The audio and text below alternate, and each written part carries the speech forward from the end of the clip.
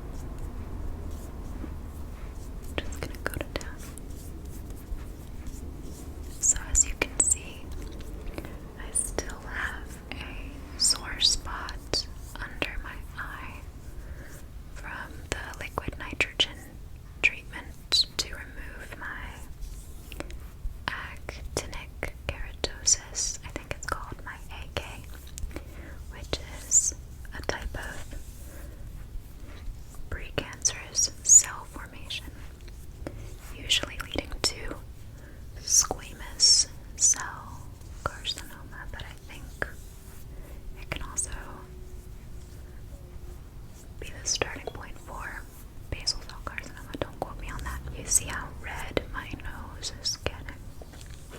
I just have very pale, sensitive skin. So the color comes up in it very, very readily.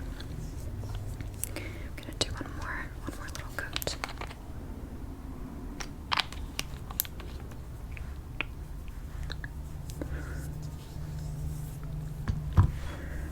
Okay. I really want to make sure that it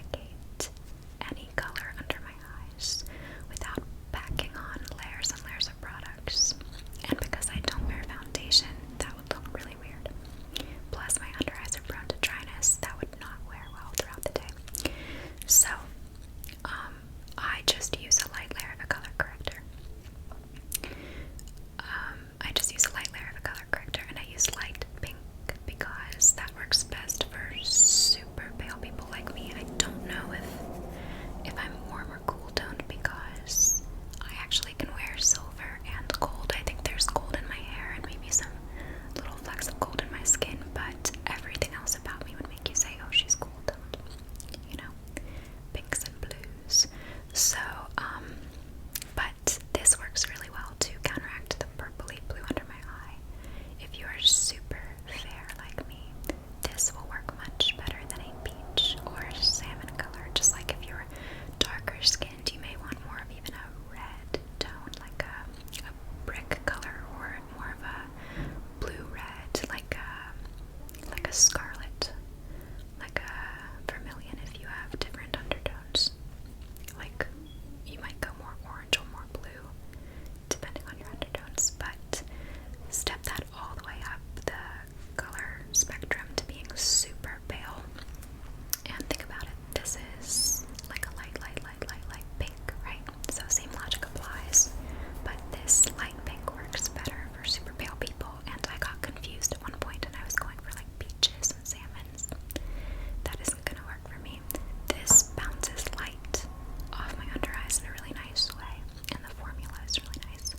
When I first got this, I was like, oh, I'm gonna layer it with, see, I was using this concealer at the time, but I actually gave up the ghost with doing both because I found this kind of worked well on its own. Like, I wanted to layer it to try to, again, eradicate my under eye circles, but this one felt like it came close enough just on its own, which saved me time and reduced the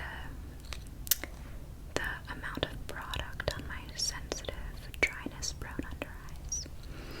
And the kicker was, this is not cruelty free. This is made my life easier. Okay, let's go for it. Get my hair away. Just gonna make sure to get the product out in the brush, like get it started. It's already pretty loaded today because I had to pump more product out yesterday.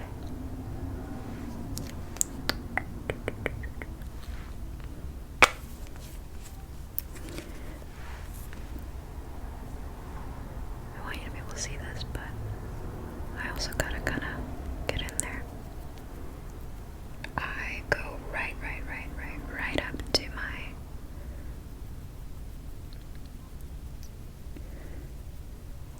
lower lid's edge. So I move it around, and then I don't completely blend it away, you know, like I'm gonna let it sit and let it get tacky, otherwise it just kind of wipes right off, you know, your finger lifts it right off. I bet you're watching this and you're like, oh, she's one of those, like, I'm using my finger. I feel like that tells you so much about someone's level of, not that a really skilled veteran makeup artist can't sometimes prefer to use their fingers, but it's definitely more beginner friendly. It's just faster, and I like to be able to feel, you know. I'm a very doubting person. Doubting. Sorry, the audio's getting worse. I'm not getting close enough to the mic. I'm a very doubting person, so for me, seeing, hearing, feeling, smelling, and tasting is believing. Sorry, can't forget the essential sixth step of ruminating and agonizing.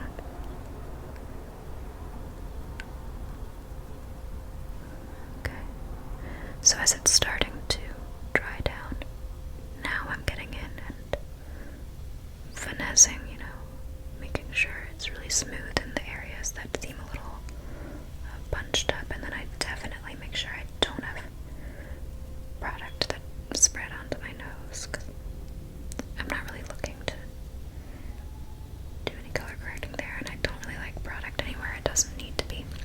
Okay, wow, I mean, come on. That just shot so much light off my under eye. Now, before this has a chance to change its mind, I know some people let their concealer dry before applying powder,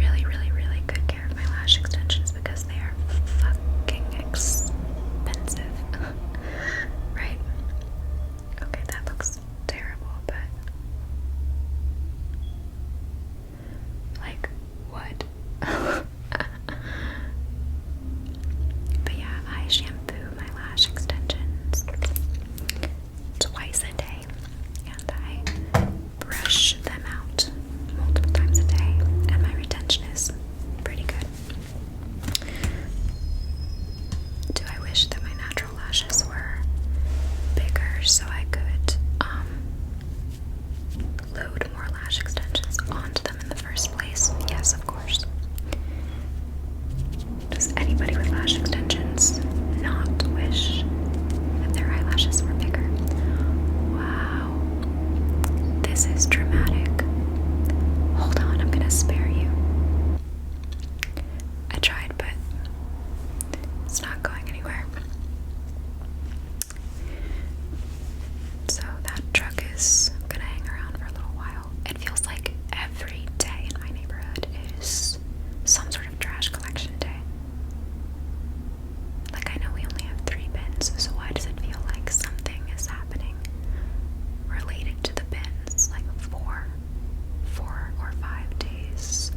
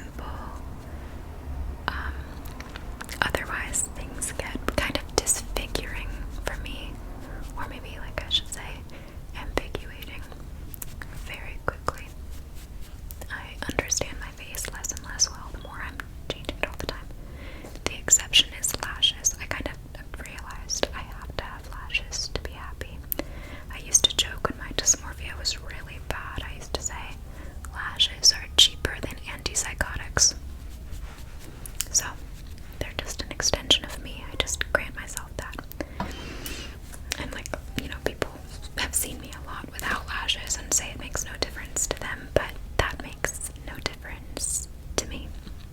Also, anyone who says it does make a difference to them, fuck you, you know?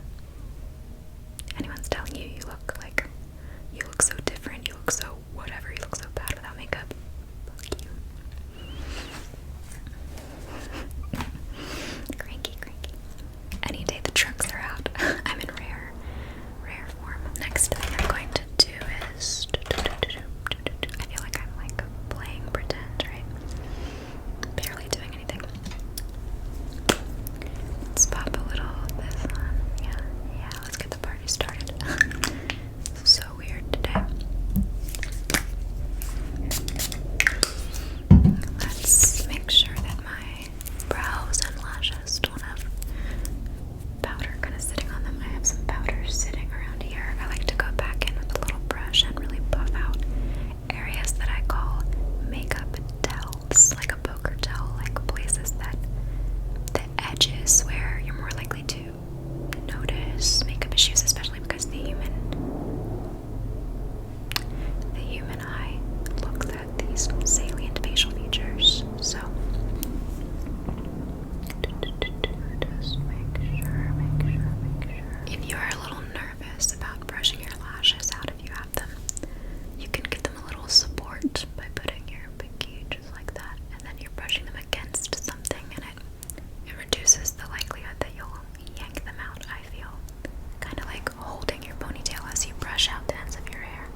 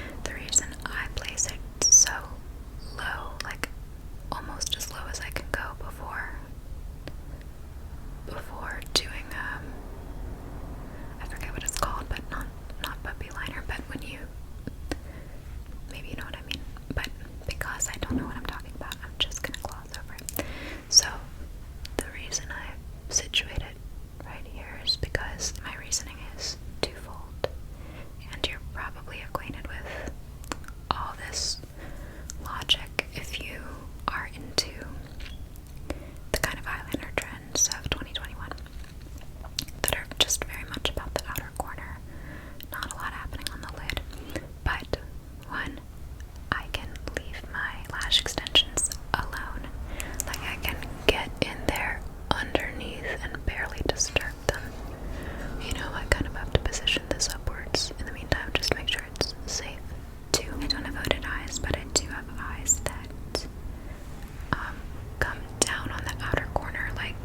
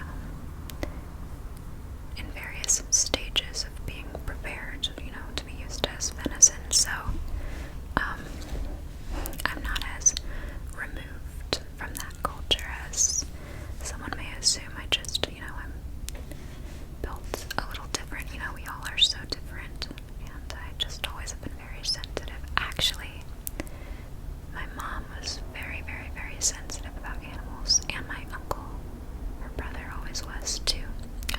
Still is.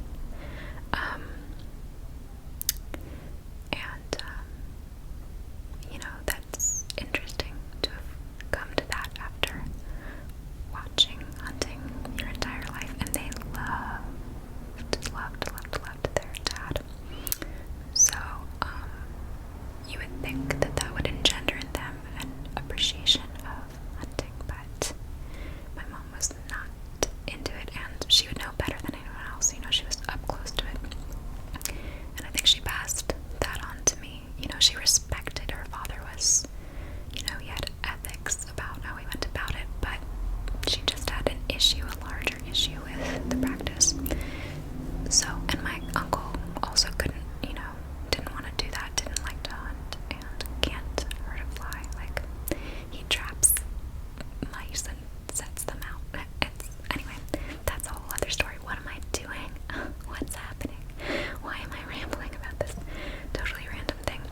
I don't even know how I got on this. I think I was thinking about family and, the coyote. But, yeah, so I've just been raised that way to always try to take care of an animal if you see an animal in distress. So this is a whole story for another day, but the coyote, something just seemed off. I think he just isn't scared of humans anymore, but people were calling him in as sick, but I don't think he was sick. I think he was just a lone coyote, kind of minding his own business. But of course, dog owners have a right to be concerned. They have reasons to be concerned. So anyway, I called animal services to have someone come take a look, investigate, observe him, and hopefully, if it comes to it, relocate him, do wildlife relocation. But someone else had called, animal control armed response. So I knew that this unarmed responder was on his way to kind of check this coyote out. But someone had called armed response, and you are allowed to shoot coyotes dead, just like I think like any vermin, you're allowed to kill rats, do whatever you want to exterminate them.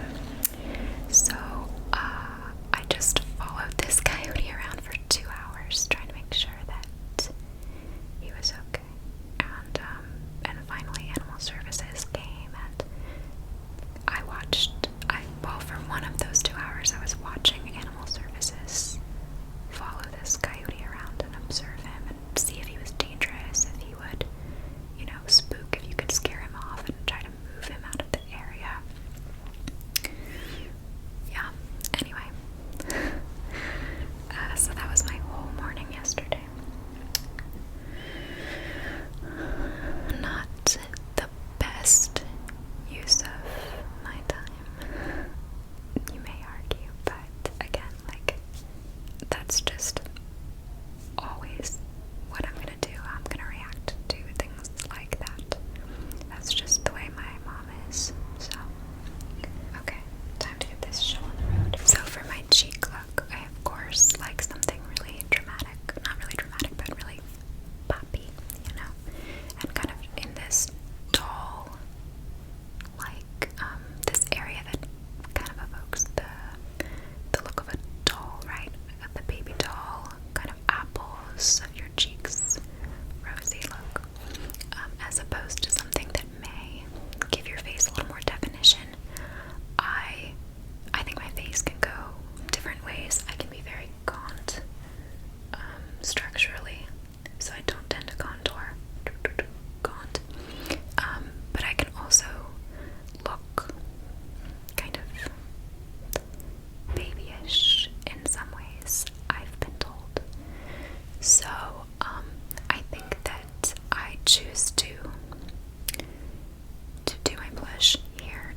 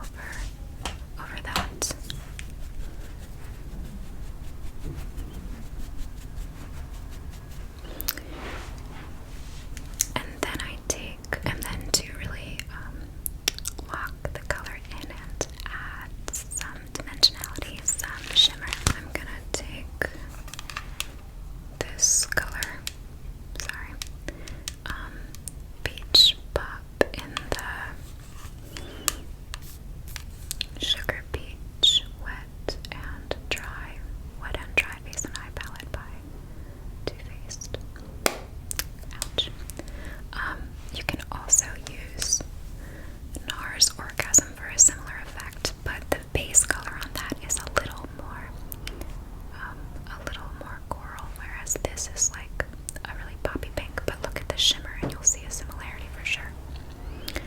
So get my travel kabuki.